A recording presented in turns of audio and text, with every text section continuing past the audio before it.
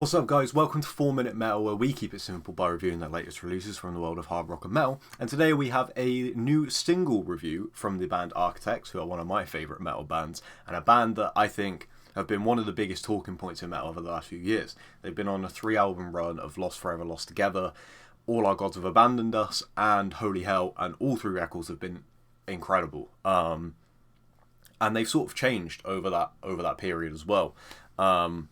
Their newer albums are completely different to a lot of their old albums, and this single that they have released has been met with some mixed feelings. I think there's some stuff about a new album, but to be honest, Architects are a band that like to stay very secretive and reveal things when they want to, and I've really paid no attention to that. I just paying attention to the single.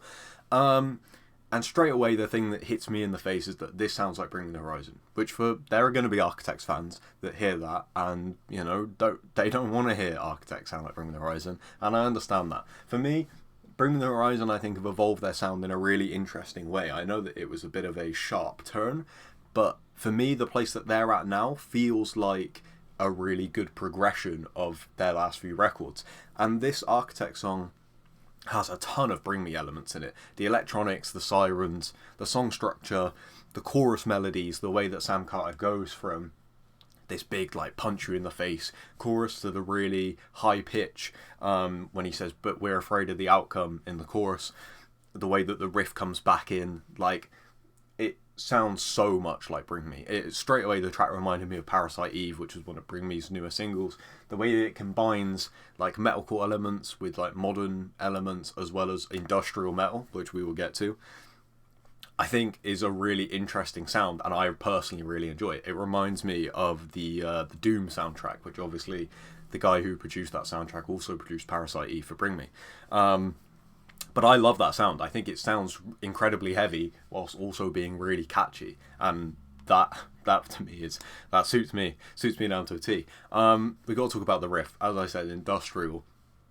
The riff is not what you would expect. It sounds like Rammstein. That's the closest thing I can compare it to. It's this massive sort of chugging riff that gives way to this incredible, like, halftime breakdown, which is amazing. But yeah, it's not, if you go into it thinking, what sort of metalcore riff am I getting out of this? It's not that at all. So like I said, that's why it reminds me of Parasite Eve with all of those elements. And for me, that's not a bad thing at all. I also think this track really shows off Architects' sort of overall style.